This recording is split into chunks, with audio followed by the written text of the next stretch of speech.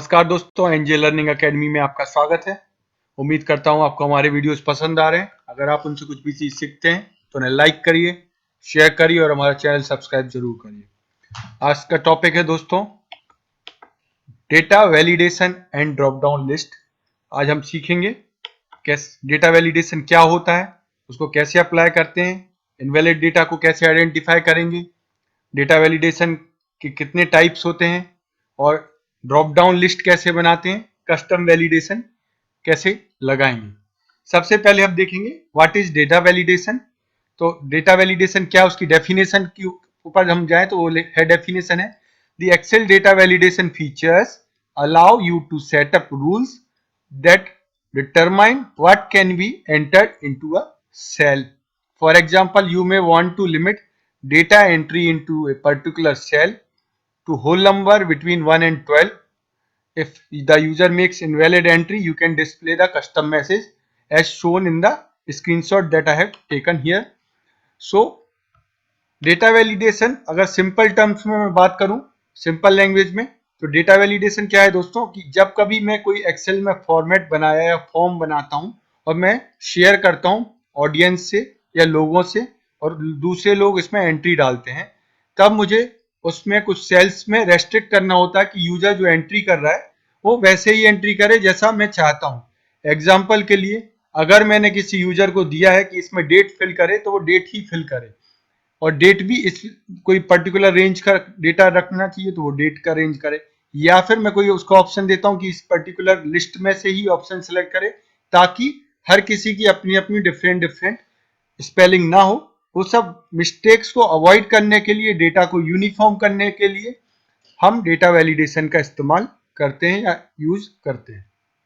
यहां पर मैंने एग्जांपल जो लिया है वो है मंथ नंबर का, कि इस सेल में आप देखेंगे यहां पर जैसे ही मैं क्लिक कर रहा हूं यहां पर एक हिंट आ रही है कि month kindly enter month between 1 to 12, मतलब मुझे जो मंथ है इधर पे एंटर करना है 1 to 12 करना। अगर मैंने 1 एंटर किया तो कोई मैसेज नहीं आया, लेकिन अगर मैं 13 एंटर करता हूं तो यहां पर एंटर एरर आ रही है, month number incorrect, month number must be between 1 to 12। तो इस टाइप का डेटा वैलिडेशन कैसे लगाते हैं ये हम आज सीखेंगे। फिर हम देखते हैं सर्किल इनवैलिड डेटा।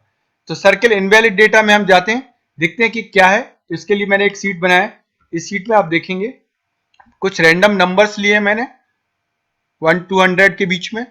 अभी मैं यहां पर एक कंडीशन लगाता हूं, कंडीशन लगाते हैं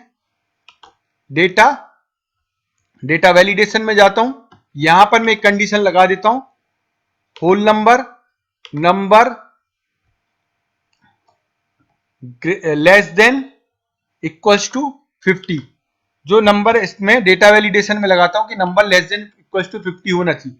अभी इस डेटा में मुझे पता करना है कि ऐसे कौन से नंबर है जो 50 से ज्यादा हैं, 50 या उससे कम वाले नंबर इन सेल्स में आने चाहिए, लेकिन मुझे देखना है कि ये मेरी जो कंडीशन है वो कौन कौन सी सेल में फुलफिल नहीं हो रही है। तब मैंने इस सेल को पूरे डेटा को सिलेक्ट करके जो कंडीशन लगाई, मुझे पता करना किस किस में इनवैलिड है, तो मैं क्लिक करूंगा सर्किल इनवैलिड डेटा। तो यहां पर जितने भी डेटा इनवैलिड है, मोर देन 50 या 50 से ज्यादा का वैल्यू है, उन सारे डेटा को इसने सर्किल मार्क कर दिया है कि ये जो डेटा है वो इनवैलिड है। इस तरीके से एक्सेल में आप इनवैलिड डेटा को हाईलाइट कर सकते हैं। अगर मुझे क्लियर करना है, क्लियर वैलिडेशन सर्कल्स, तो यहां से क्लियर हो जाएगा।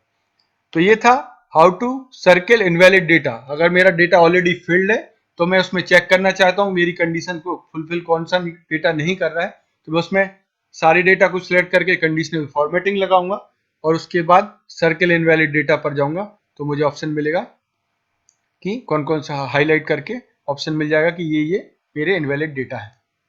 तो इस तरीके से हम लोग डेटा सर्किल इनवैलिड डेटा को हाईलाइट करते हैं। फिर आते हैं टाइप्स ऑफ वैलिडेशन क्राइटेरिया। कितने टाइप के वैलिडेशन क्राइटेरिया, अगर मैं इसको हाईलाइट करूं तो यहां पर आप देख रहे हैं 8 टाइप्स के ऑप्शन मुझे मिल रहे हैं। सबसे पहला एनी वैल्यू, मतलब कि कोई भी वैल्यू आप एंटर कर सकते हैं। सेकंड है होल नंबर, मैं कंडीशन लगा सकता हूं कि होल नंबर्स ही सिर्फ एंटर कर पाए उस सेल में, या फिर डेसिमल नंबर, या फिर लिस्ट मुझे चाहिए कि उस पर्टिकुलर लिस्ट में से ही डेटा सिलेक्ट कर पाए, डेट फॉर्म डेट ही रखे, सिर्फ टाइम रहे, टेक्स्ट की लेंथ में लिमिट कर सकता हूं या फिर इट्स ए कस्टम। इसको मैं देखेंगे कि हम कैसे कर सकते हैं। तो हम जाते हैं इसमें ऑप्शन में, और यहां पर जाने के बाद सबसे पहले हम होम टैब पे आएंगे। ये सिंपल फॉर्मेट जो आपका रहता है जब भी आप एक्सेल ओपन करते हैं, होम टैब आपका इनेबल होता है।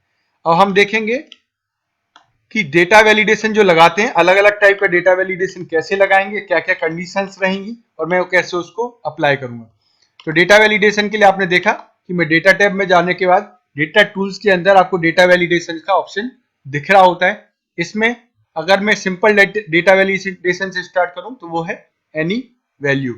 एनी वैल्यू में मैं जाता हूं, फिर मैं डेटा वैलिडेशन के ऊपर जाने के बाद ड्रॉप डाउन पर क्लिक करूंगा, डेटा वैलिडेशन, इसको सिलेक्ट किया। यहां पर मुझे जो ऑप्शंस आ रहे हैं, सबसे पहली जो स्क्रीन आ रही है वो है सेटिंग, फिर उसके अंदर इनपुट मैसेज, फिर आता है अलर्ट, एरर अलर्ट। तो सबसे पहले हम समझते हैं ये जो टैब्स हैं इसमें किसमें क्या क्या ऑप्शंस आते हैं। सबसे पहले सेटिंग्स में, तो यहां पर मुझे सिलेक्ट करना होता है आउट ऑफ जो 8 मैंने ऑप्शंस बताए थे उसमें से मुझे कौन सा वैलिडेशन अप्लाई करना है।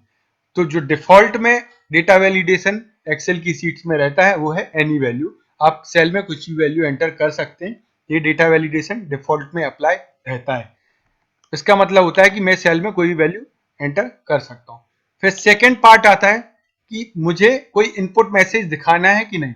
इनपुट मैसेज क्या है दोस्तों, जैसे ही आप उस सेल को सिलेक्ट करेंगे तो आपको वहां पर एक ऑप्शन मैसेज दिखेगा कि हिंट टाइप से, जैसे कि मैं लिखना चाहता हूं यहां पर, अगर मैं एनी वैल्यू वाली सेल में लिखना चाहता हूं नेम, इसका टाइटल देते हैं, उसके बाद लिखते हैं एंटर योर नेम। ये मैंने एक इनपुट मैसेज दिया, प्रेस ओके। जैसे ही मैंने इस पर प्रेस ओके किया, अब आप देखेंगे जैसे ही मैं इस सेल को क्लिक करूंगा आपको इधर हिंट दिखेगा एंटर योर नेम। तो जैसे ही मैं उस सेल के ऊपर क्लिक कर रहा हूं एक मैसेज दिख रहा है एंटर योर नेम। तो इस टाइप से हिंट हम डेटा वैलिडेशन से अप्लाई कर सकते हैं। इसमें मैंने जो वैलिडेशन लगाया वो है एनी वैल्यू और हिंट आपने अप्लाई किया। सेकंड आता है एरर अलर्ट। तो ये एरर अलर्ट कब आती है दोस्तों, जब आपने जिस सेल में डेटा वैलिडेशन लगाया है, अगर उस सेल में आपने जो डेटा वैलिडेशन का नहीं करेक्ट नहीं होता है, इनवैलिड होता है डेटा, तब आपको एक एरर आएगी। एरर में 3 ऑप्शंस आपको आते हैं, उसको एंट्री करने देना है, स्टॉप या नहीं करने देना है, वार्निंग देनी है कि इंफॉर्मेशन देनी। तो इन तीनों केस में दोस्तों अगर आपको गलत डेटा एंट्री नहीं चाहिए तो स्टॉप कर देगा, वो उसको डेटा एंटर नहीं करने देगा। आप सिर्फ वार्निंग देना चाहते हैं तो एक वार्निंग देगा, उसके बाद पूछेगा उनसे कि आप डेटा एंट्री अलाउ करना चाहते हैं कि नहीं। और उसके बाद थर्ड ऑप्शन आता है इंफॉर्मेशन, इसमें सिर्फ इंफॉर्मेशन देगा और उसको बताएगा कि आपने डेटा गलत एंटर किया है, लेकिन स्टिल वो उसको अलाउ कर देगा। इस तरीके से 3 ऑप्शन इसमें आते हैं। फिर है ये क्लियर ऑल, अगर आप डेटा वैलिडेशन को हटाना चाहते हैं तब आप क्लियर ऑल के ऊपर क्लिक करेंगे। फिर आता है इसमें apply the changes to all cells with the same setting. अगर आपने किसी एक सेल में डेटा वैलिडेशन चेंज किया और आप चाहते हैं कि जो सारे सेल में अप्लाई हो जाए, तो आप इसके ऊपर क्लिक करके प्रेस ओके। तो आप देखेंगे कि जितने भी सेल्स में आपने डेटा वैलिडेशन अप्लाई किया था उन सब में चेंज हो गया। मतलब कि अगर मैंने मान लो किसी 4 सेल में डेटा वैलिडेशन लगाया सेम और मैं एक में चेंज करके इसके ऊपर क्लिक करके ओके करता हूं तो उन चारों में भी चेंज हो जाएगा। अब हम चलते हैं, सबसे पहले हमने एंटर एनी वैल्यू पर किया। सेकंड मेरा है होल नंबर, इसमें मैंने कंडीशन दिया number must be greater than 50। अगर मैं इस टाइप का कंडीशन लगा के अपना डेटा वैलिडेशन इसमें अप्लाई करना चाहता हूं तो अभी आप देखेंगे मैं इसमें 1, 10, 50, 60 और टेक्स्ट कुछ भी लिख सकता हूं। आप देखेंगे तो इसमें मैं अभी कोई भी डेटा एंटर कर सकता हूं, इसमें कोई भी डेटा वैलिडेशन नहीं लगाया। अब हम इसमें डेटा वैलिडेशन लगाएंगे। मैं इसके ऊपर क्लिक करता हूं, सेटिंग में जाकर होल नंबर सिलेक्ट करता हूं। मेरी कंडीशन है number must be greater than 50, तो यहां पर मैं जाऊंगा ग्रेटर देन 50, मुझे यही नंबर अलाउ करना है। इग्नोर ब्लैंक, अभी इधर जो इग्नोर ब्लैंक है इसका मतलब ये है दोस्तों, अगर सेल ब्लैंक रहती तब ये एरर नहीं देगा, लेकिन अगर आप चाहते हैं कि सेल ब्लैंक भी नहीं रहे तब आपको ये एरर, इस ब्लैंक करने पर भी एरर देगा। आपका डेटा हमेशा उसमें एंटर होना चाहिए, बट मोस्टली अगर हम ब्लैंक फॉर्म भेजते हैं तो इसको क्लिक करके रखें ताकि आपको एरर नहीं आए। इसके बाद मैं यहां पर इनपुट मैसेज भी देना चाहता हूं, input value must be greater than 50। ये हो गया मेरा इनपुट मैसेज। अगर मैं अलर्ट देना चाहता हूं एरर करके इसका हेडिंग देता हूं, एरर मैसेज, हेडिंग के बाद number entered is great less than और इक्वल टू 50। अगर कोई गलत एंट्री करता है उस टाइम पर मैं उसको स्टॉप करूंगा। अभी हम इधर पर तीनों कंडीशन अप्लाई करके देखेंगे। सबसे पहले हम करते हैं स्टॉप, उसके बाद प्रेस ओके। यहां पर आप देखेंगे, आप जैसे ही मैं इस सेल को क्लिक कर रहा हूं यहां पर इनपुट वैल्यू का मैसेज आ रहा है कि value must be greater than 50। तो हम टेस्टिंग करके देखेंगे। 23 नंबर एंटर करते हैं, 23 नंबर एंटर किया तो यहां पर एरर आ रहा है number entered is less than और इक्वल टू 50। दैट मीन्स कि मेरा जो वैलिडेशन है वो अप्लाई हो गया। इधर पर एरर मैसेज आ रहा है। यहां पर मुझे जो ऑप्शन आ रहा है वो रिट्राई, कैंसिल और हेल्प। अगर मैं रिट्राई करता हूं तो चेंज करने का ऑप्शन देगा, अगर मैं इसमें चेंज करके फिर से वापस से गड़बड़ करता हूं तो मुझे एरर देगा, मतलब कि मुझे गलत एंट्री नहीं करने देगा। यह है स्टॉप कोड।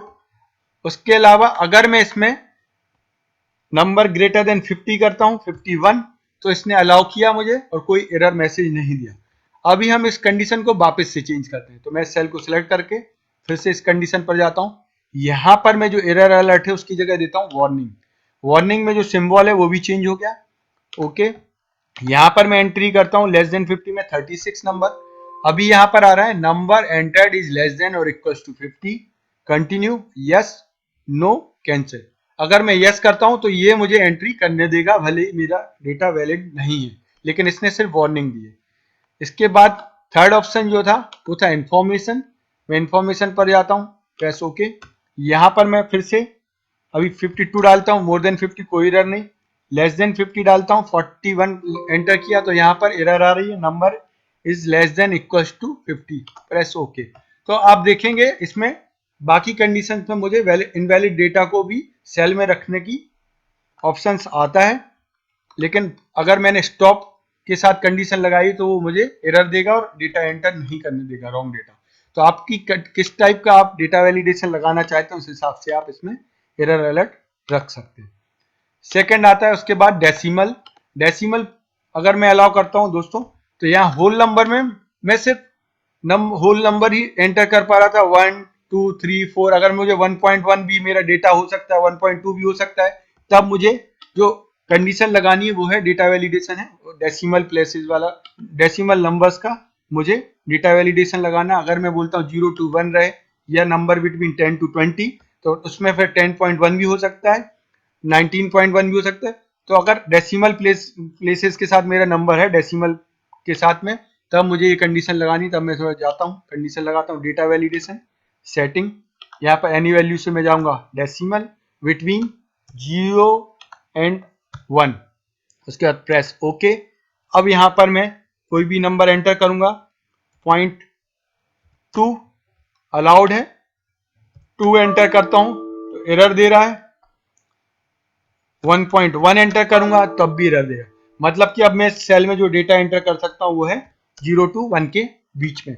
तो इस तरीके से मैं डेसिमल प्लेसेस का भी ऑप्शन इसमें रख सकता हूं। फिर आता है चौथा ऑप्शन है वो लिस्ट।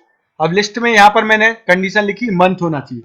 सबसे पहले आपके पास कभी भी आपको लिस्ट अप्लाई करना है तो आपके पास लिस्ट रेडी होनी चाहिए कि कौन से डेटा में से आप अलाउ करना चाहते हैं। तो वो दो तरीके से कर सकते हैं, आप मैन्युअली लिस्ट भी टाइप कर सकते हैं अगर आपका लिस्ट बहुत बड़ा है तब आप। तो सबसे पहले हम देखते हैं डेटा वैलिडेशन में सिंपल हम कंडीशन लगाएंगे, लिस्ट पर जाएंगे। यहां पर ऑप्शंस में मैं यहां पर लिख सकता हूं A, V, C और प्रेस एंड ओके। तो आप देखेंगे यहां पर मुझे लिस्ट में ऑप्शंस मिल रहे हैं, A, B और C। ड्रॉप डाउन में ऑप्शन यहां पर मुझे दिख रहे हैं, A, B और C का ऑप्शन मुझे यहां पर दिख रहा है। तो इस तरीके से मैं ड्रॉप डाउन लिस्ट यहाँ पर बना सकता हूँ। यहाँ पर आप देखेंगे जो मुझे ऑप्शन आ रहे थे वो थे इनसेल ड्रॉप डाउन। अगर मैंने इनसेल ड्रॉप डाउन हटा दिया दोस्तों और एक कॉमा करके मैं जो भी मुझे ऑप्शंस में चाहिए वो मैं इधर पर एंट्री कर सकता हूँ, ए कॉमा बी कॉमा सी, प्रेस ओके। तो अभी यहाँ पर आप देखेंगे ड्रॉप डाउन नहीं आ रहा है, यहाँ पर सिर्फ कंडीशन फॉर्मेटिंग अप्लाई हो गई। अगर मैं ए लिखता हूँ तो ये अलाउ नहीं कर रहा क्योंकि मैंने जो वैल्यू लिखी वो है कैपिटल ए, मतलब कि ये केस सेंसिटिव भी होता है।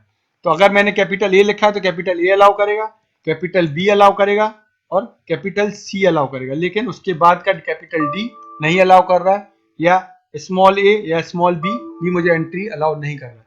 ये था सिंपल लिस्ट बनाना। ये मैंने जो टाइप करके बनाया। अगर मैं चाहता हूं कि इसमें मैं रेफरेंस भी दे दूं तो मैं डेटा वैलिडेशन पर जाकर यहाँ पर इसके ऊपर क्लिक करूंगा और ये रेंज को मैं सिलेक्ट करके भी रख सकता हूं और उसके बाद प्रेस ओके।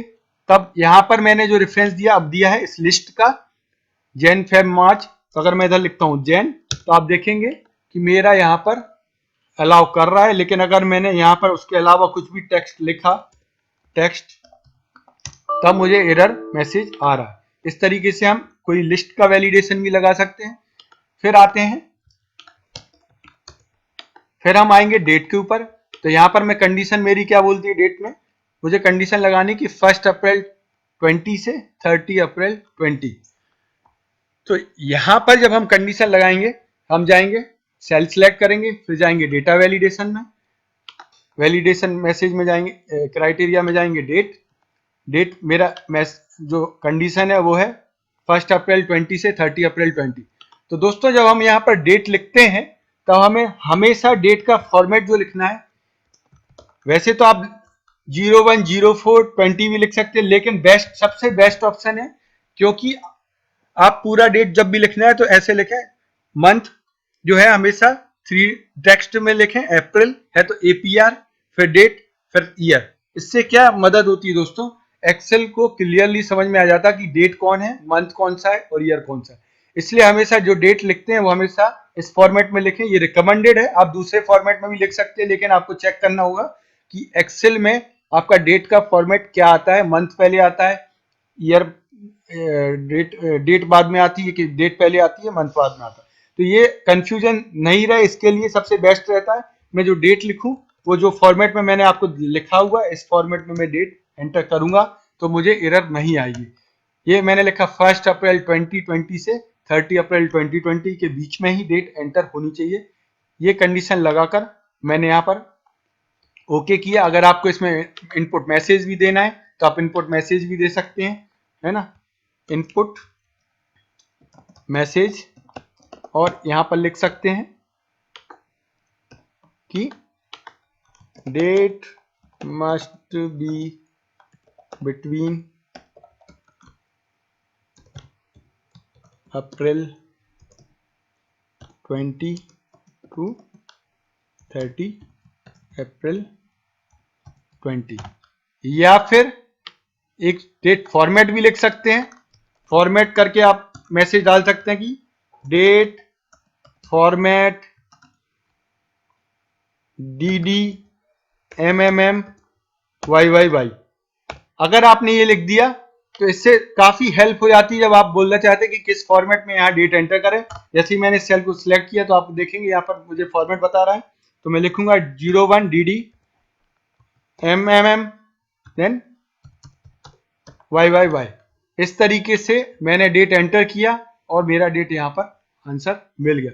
अगर मैं इसके अलावा कोई भी डेट एंटर करता हूं, अगर मैं यहाँ पर कोशिश करूंगा एंटर करने की, अप्रैल के अलावा मई में जाता हूं 01 05 2020, तो यहाँ पर एंटर एरर मुझे आ गई कि ये डेट मैं एंटर नहीं कर सकता हूं।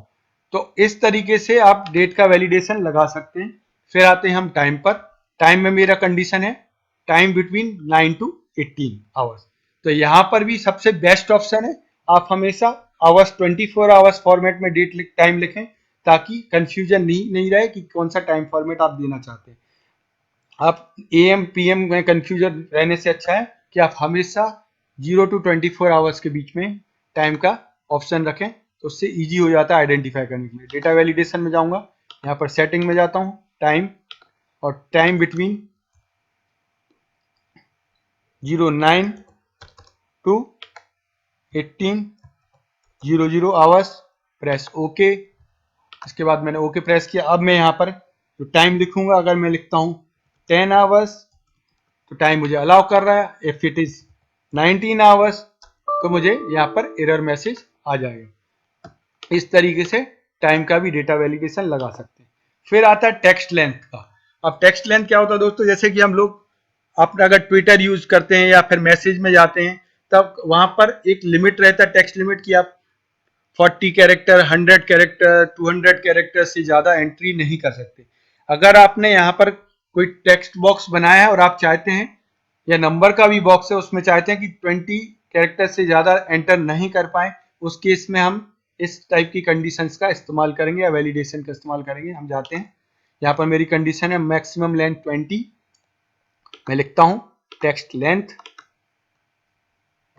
लेस देन और इक्वल्स टू, क्योंकि मैं 20 नंबर अलाउ करूंगा। अगर मैं लेस देन करता हूं तो 21 लिखना है, लेकिन अगर मैंने लेस देन और इक्वल्स टू लिखा है तो मुझे 20 लिखूंगा और अप्लाई करूंगा।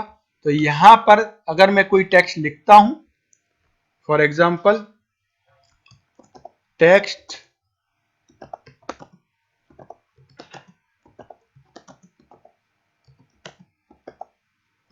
तो दोस्तों आप देखेंगे यहां पर जो मैंने टेक्स्ट लिखा है वो है 24 टाइम्स, और मैं 24 टाइम्स टेक्स्ट लिखने के बाद यहां पर एंटर करता हूं तो इसने मुझे एरर दे दी। रिट्राई करते हैं। मैं यहां पर फिर से 24 नहीं, माफ कीजिए, स्पेस को भी एक कैरेक्टर कंसीडर करेगा ये लेंथ में। तो यहां पर जो मेरी एक टेक्स्ट की लेंथ आ रही है वो 5 की है। 5, 10, 15 और 20। तो अगर मैं इसको भी हटा देता हूं तब भी जो मेरा टेक्स्ट लेंथ है अभी 20 है। अभी एंटर किया तो इसने अलाउ कर दिया। अगर मैंने इसमें एक भी टेक्स्ट कैरेक्टर ऐड किया तो एरर पे मुझे एरर आ जाए। तो यहाँ पर मेरी कंडीशन लगी है मैक्सिमम लेंथ जो रहेगी मेरे इस टेक्स्ट बॉक्स की वो है 20 कैरेक्टर की। फिर लास्ट जो ऑप्शन आता है, ये एडवांस एक्सेल जब हम कवर करेंगे, इसमें हम बहुत सारा पार्ट कवर करेंगे कि हमें कस्टम फॉर्मेटिंग रखनी है तो स्पेशल कैरेक्टर ही चाहिए, या नंबर स्टार्ट विद ए, इस टाइप का, या डुप्लीकेट एंट्री नहीं अलाउ करना है, तब हम कस्टम फॉर्मेटिंग का इस्तेमाल करेंगे। यहाँ पर हम जो फॉर्मेट देखेंगे वो बहुत सिंपल देखेंगे कि अगर मुझे सिर्फ ऑड नंबर अलाउ करने हैं तब मैं इसमें कैसे फॉर्मूले के थ्रू कंडीशन लगा सकता हूं। तो मैंने सेल को सिलेक्ट किया, डेट। सबसे पहले हम जानते हैं ऑड नंबर का फॉर्मूला क्या है। अगर मुझे फॉर्मूला लगाना है तो मैं इधर लिखूंगा इज ऑड करके एक फॉर्मूला है। इस फॉर्मूले में मैं कोई भी सेल सिलेक्ट करता हूं, उसके बाद ब्रैकेट क्लोज करता हूं। अभी यहां पर आ रहा है ट्रू और फॉल्स। अगर मेरा यहां पर नंबर लिखता हूं ऑड तो यहां पर मुझे मिल रहा है ट्रू, और यहां पर मैंने इवन नंबर लिखा तो मुझे कंडीशन में आउटपुट क्या मिलेगा, फॉल्स। तो यहां पर मेरी कंडीशन में क्या लगाऊंगा, डेटा वैलिडेशन में जाकर सिलेक्ट करूंगा कस्टम। कस्टम में मैं यहां लिखूंगा इक्वल्स टू इज ऑड। फिर मैं कंडीशन में यहां लिखता हूं जो सेल का एड्रेस है वो है C9। तो C9 में अगर वैल्यू मेरी ऑड है तो ही अलाउ करेगा, अदरवाइज अलाउ नहीं करेगा। फिर इसके बाद मैं लिखता हूं यहां पर 3, तो इसने अलाउ किया। अभी मैं इसमें लिखूंगा 2 तो मुझे एरर आ जाएगा। तो जैसे ही मैं इवन नंबर लिखता हूं यहां पर मुझे एरर आ जाती है। सिर्फ इस सेल में मैं जो एंट्री कर सकता हूं वो सिर्फ ऑड नंबर्स की कर सकता हूं, इवन नंबर की एंट्री मुझे नहीं करने देता। तो इस तरीके से मैं फॉर्मूले से भी कंडीशनल फॉर्मेटिंग लगा सकता हूं दोस्तों। तो मुझे उम्मीद है आपको ये क्लियर हो गया होगा कि सिंपल कंडीशन फॉर्मेटिंग कैसे लगाते हैं। इसके बाद जो हमारा नेक्स्ट टॉपिक था वो था creating drop down list. Drop down list कैसे बनाएंगे दोस्तों, अभी हमने जो ये लिस्ट बनाई थी, अगर मुझे यहां पर ऑप्शन आ जाए सिलेक्शन का, मुझे नहीं पता कि यहां पर मैं क्या क्या सिलेक्ट कर सकता हूं, तो इसको हम चेंज करते हैं। डेटा वैलिडेशन पर जाएंगे।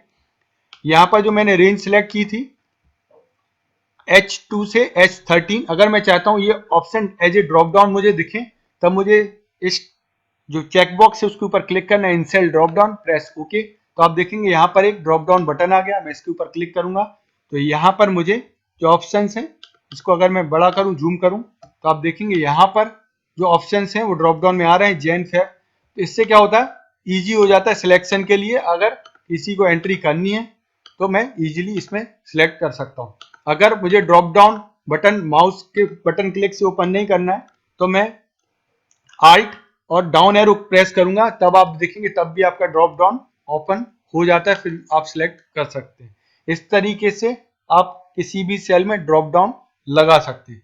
अगर मैं इसके एडवांस लेवल की बात करूं तो एक एडवांस लेवल जो इसमें आता है वो आता है डिपेंडेंट ड्रॉप डाउन लिस्ट की। एक ड्रॉप डाउन आया, जैसे कि आपने कई बार देखा होगा, मैंने सबसे पहले कंट्री सिलेक्ट की तो उससे रिलेटेड जितने भी स्टेट है वो आते हैं। जैसे ही मैं कोई स्टेट सिलेक्ट करता हूं तो फिर उससे रिलेटेड सिटीज को मैं सिलेक्ट कर सकता हूं। इस टाइप के डिपेंडेंट ड्रॉप डाउन लिस्ट भी आप बना सकते हैं। उसके लिए जो टॉपिक रहेगा वो हम कवर करेंगे एडवांस एक्सेल में। तो दोस्तों आज के लिए इतना ही। उम्मीद करता हूं आपको डेटा वैलिडेशन काफी हद तक समझ में आ गया होगा। अगर आपको हमारे वीडियोस पसंद आ रहे हैं, आप उनसे कुछ भी चीज सीखते हैं, तो हमारे चैनल को लाइक करिए, शेयर करिए और सब्सक्राइब जरूर करिए। थैंक यू दोस्तों।